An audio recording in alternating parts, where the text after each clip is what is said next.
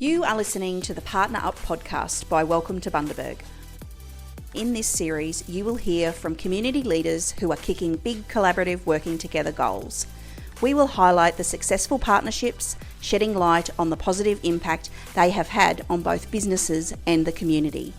Welcome to Bundaberg aims to improve the health and well-being, work and lifestyle outcomes for people living in Bundaberg by activating and implementing a range of community-led strategies across a range of services for a more connected, cohesive community. Before we start today's episode, I would like to acknowledge country. I would like us to take a moment to reflect on the meaning of place and connection. In the spirit of reconciliation, I wish to acknowledge the traditional custodians of the lands on which we live, work and love on. I pay my respects to elders past, present and emerging of all the lands, and I extend that respect to all First Nations peoples listening today.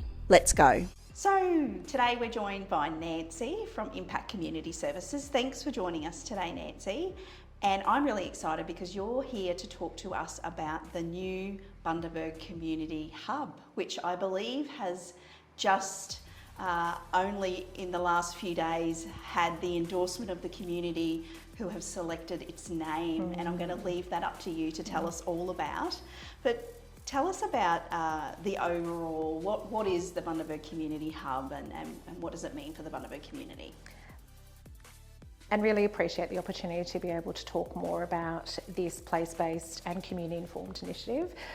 So really excited to actually be one of, I suppose, the founding partners in collaboration with others to create not just an environment, infrastructure space, but really input into a different way, a new way of working together. From an interagency perspective, just to try to support and hopefully, improve outcomes for some of our individuals in community as well that are needing to access services. Yes. So tell us, Nancy, what is the name?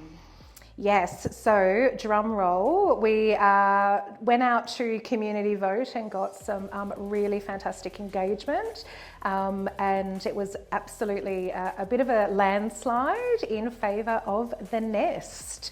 So really excited to be able to actually have this opportunity to have the first formal announcement and share of the Child Family Community Hub, which will now be known as the Nest. So that'll be really exciting to be able to spread the word on that and also create some branding and signage so people can start to actually associate it as well, which is great. Yeah. So today we're going to talk about the next phase of the Nest and what it means for the Bundaberg community. But before we do that, for those people listening who may not have been a part of any of the conversation previously, can you give us a little bit of a background on where the idea first came from and in particular where the community has sparked for this creation? Yeah, it's a really great question and such a privilege to be able to talk about actually the concept and how it come about, because I think that's the beauty of it being truly community-led and unique to Bundaberg. So I'm taking no credit whatsoever. My role at Impact Community Services, commenced about 18 months ago, and I came into a team that was already delivering fantastic services around family mental health, intensive family services, child youth, parenting support programs, antenatal services. So this really diverse yet complementary suite of services. But the one thing that kept rising to the surface was conversation around just that Bundaberg didn't really have a safe place to kind of land and potentially access services from multi-providers in one place. So people felt that they were potentially engaging with our services, but then having to kind of scoot over town to potentially access others, especially if there's, say, referrals for allied health or some other kind of social connection programs as well. They were having to go to different locations to where they were being delivered, rather than the individual family being serviced in a multidisciplinary way.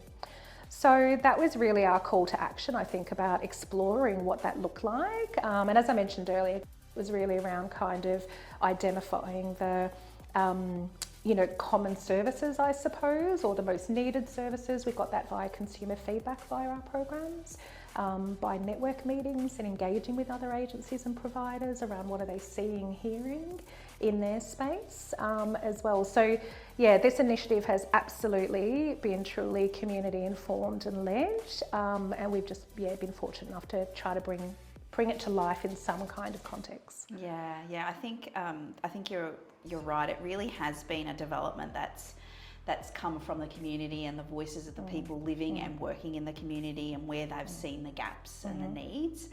Have you got any, can you share an example of maybe some community feedback that you've seen or heard from either people working in the space or consumers who are engaging in those like services, and what does that look like? And we're really at that first stages of a hub being in existence. So, but I'm really curious to know if you've heard any feedback already. Yeah, we absolutely have. So the staff feedback has been really great, as well as the partners who are on board. So we've got some, community legal service. We've got, mental health clinicians. We've got some outreach workers as well. That are using the space, and Department of Education, and their feedback has been really great from a stakeholder perspective around the opportunity to integrate and support people with what they need when they need it. So I think that's really at the core of what we're trying to do as well in our purpose, being responsive and appropriate with our supports as well. But certainly from like a kind of community perspective, it's been actually really exciting to have them inform the space, and it's a lot more around things like furniture, fittings, etc. We were very blank canvas in the consultation that occurred with the community, looking at where would you like to see a hub if there was one to be opened, who would be there, what would it look like, what would we see and feel, what kind of supports would you be looking for, or so that really actually informed the entire space throughout. So everything from the mural that'll be, put up to the name that we've just announced being the Nest. So, and a lot of the other furniture and fixtures as well. And again, the services that are in this space. So we've been very deliberate. It was an expression of interest put out to the community agencies as well, but that was very much vetted by what we were charged with from the community around services they want to see, and we made sure that we really delivered on that as well. I think what I'm seeing is that the Nest isn't just a space or a building or a place. It's really about connection, and it's really about those, not only the people that will be using the space in terms of the services, connecting with each other, with the work that they do and how that they can collaborate and partner to help support the community, but also how it will bring community members together to be able to access those services. We know that that's been a barrier in the past, and you spoke about that as a driving force, leading this initiative. How do you think that, if you look into the future for the Nest, how do you think that it will help and benefit children and families and those services? How will that change the current context of what we're seeing? Yeah, I think the reference around, I think, a kind of safe, inclusive space is really important. Sometimes it's difficult to measure those things as well, but certainly what we have heard from, parents or people that have newly come into the Bundaberg area as well, is just being able to access a community space where they're welcomed in a way that they might participate in educational training or connection, and reduce that social isolation element as well. I think if we kind of fast forward into the future, I would like to think that we can absolutely support and meet people where they're at, to be able to support them with their goals or their intentions. If we're looking at things like childhood development or school readiness, so a lot of our focus is on children and families, capacity building, so it's about again supporting people where they're at, and really just trying to promote a much more healthier community more broadly. What's one of the things that you're most excited about with this space, and in particular perhaps the services or facilities that you could see and the impact that you could see?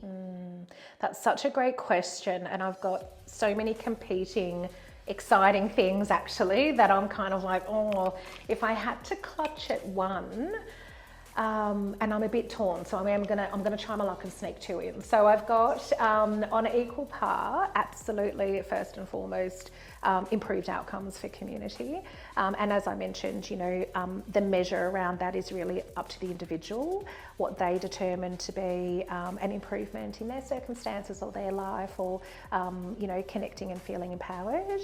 And equally, the nuance that's a little bit, I suppose, different to this model as well is the integration between agencies.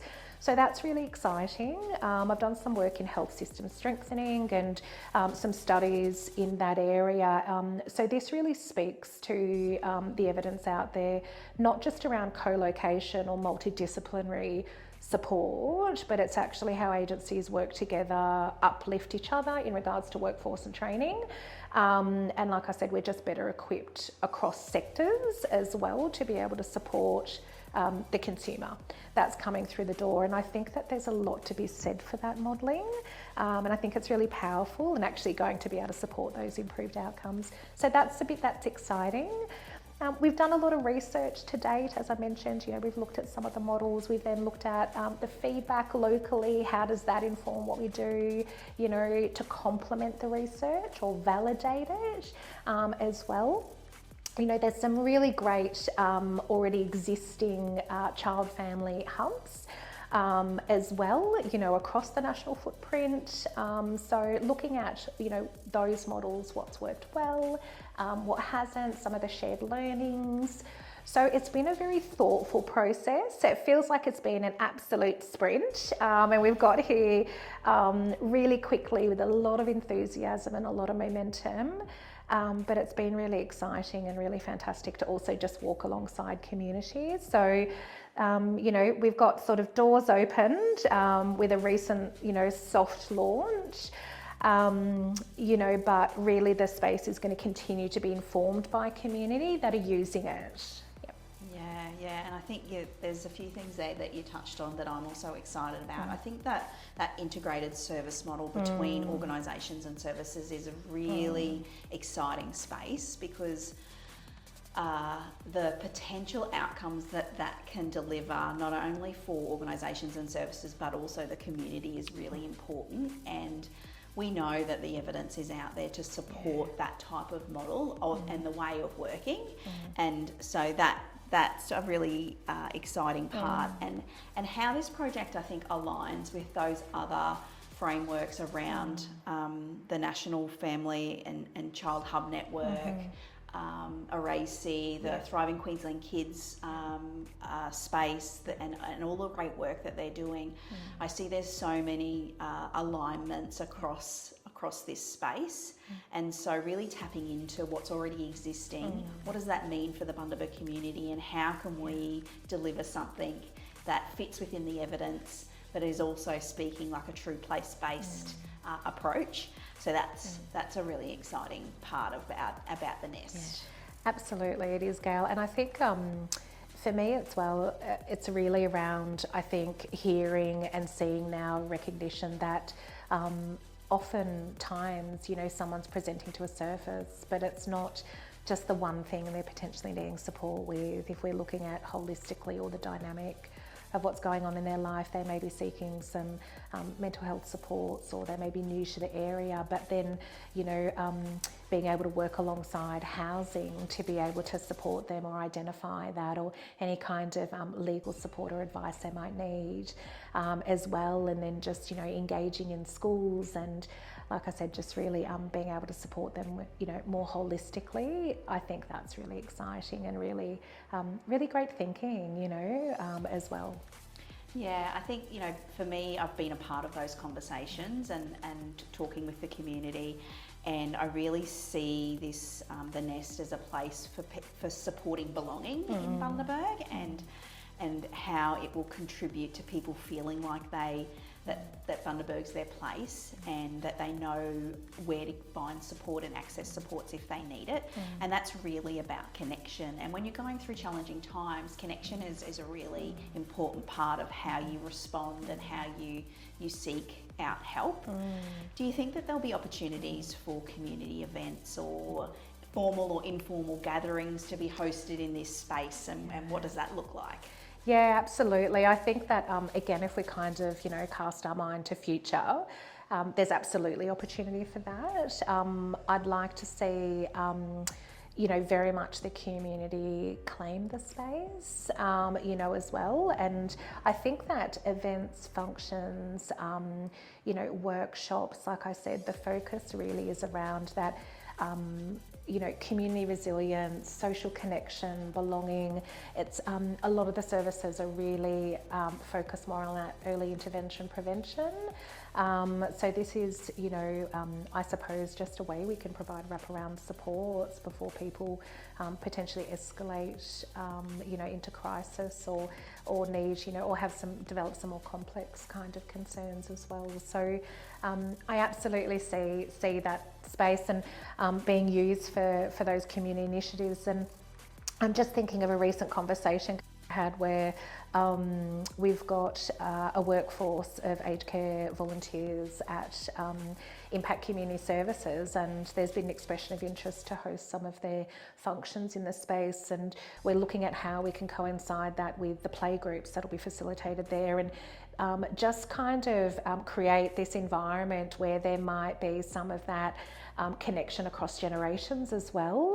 So it's sort of, conscious and deliberate, but really just seeing what that looks like and how it evolves as well. So even just ideas like that are really exciting, I think, about just bringing another dimension. When do you expect the hub to be, or the nest, I should say, the nest to be fully open, and what's next, and how do you think that you'll measure the impact? Yeah. That's a couple of really big questions there. Yeah, huge questions. So I might just have to kind of break them down, compartmentalise, and please remind me if I get off track. So just in regards to, sort of, I suppose, a more formalised opening, we absolutely are operational open. It's a Monday to Friday business hours scenario. And we're looking to do a bit more of a kind of a formal launch with some branding around the nest that we've landed on the name, and also potentially like an open day to actually, have the partners available, have those agencies and services, so we can have some, time as well to be able to connect with communities. So we'll set kind of a series of events up, but we do encourage, aside from that, absolutely people to come into the space to have a look. They're absolutely welcome. Please don't be deterred. Sticky beaks welcome. You don't need an agenda or an appointment, but come in and have a look. And like I said, really wanting that continued feedback. So if we're moving into next phase, it's really around now actually starting to operationalise it. But again, because it's so community-led and informed, we actually need and want people to engage in the space, so we can start to actually then shape what's needed and how we respond. So we do have the suite of services operating there. We will put out and publish, a bit of a service directory around who's there, the when and the how to access services. But again, encourage if anyone sees any promotional workshops or play groups or anything to that effect, that they certainly use that opportunity to come down and join in. All are welcome. And really looking forward to, again, like I said, people really being able to inform the space. We've got a lot of blank walls in there at the moment, and I'm really excited about some of the feedback as well from people around, what we can do to also create some imagery that supports that sense of belonging and safe, inclusive space. Thank you, Nancy. We've covered a fair bit there. Is there anything else that you would like to add to today's conversation? So I suppose we absolutely have covered a kind of a range of points in regards to the initiative, and I think I just really want to use the opportunity to come back and I think just sincerely thank the community, thank Wide Bay Kids, the partners that have signed on, some of those providers that are really informing the space and absolutely committing and sacrificing their time and expertise to bring this together. So yeah, working alongside such passionate, committed individuals is a real privilege. So and the teams and the staff couldn't do it without them and their drive as well. So just to get a very sincere thank you for getting us to where we've got so far. Wonderful. And how can people, learn more about the hub? How can they, if we've got community members listening who would like to stop in and visit the hub, the nest, where do they go? Great question. Yes. So the nest at the moment. Aside from the branding not yet put up yet, it is what is currently signrated as the Chaplain Watch building, which is 57 to 59 Bourbon Street in Bundaberg. So hopefully we'll have some signage up there, but doors are open. So as I mentioned, Monday to Friday business hours. Please come in, have a wander, have a chat. We've got all sorts of staff there available to also provide tours, walk you through the space, talk to you about kind of the vision and the purpose and get your feedback and input. So we encourage people to do so. Certainly encourage also people in the community to just kind of keep the watch of socials and some of the websites as well. So Wide Bay Kids is a really good portal and ground to be able to keep up to date, as well as Impact Community Services. So just encourage you to also, just subscribe to our socials and keep an eye out for any kind of developments. But the service directory will be coming out soon as well, and I think that we'll do some promotion around there. That's great, and we will put the links to where you can find more information, how you might want to interact with the space. You can reach out to the contacts in the description of this episode. Thanks for joining us, Nancy. Pleasure. Thank you. Appreciate it.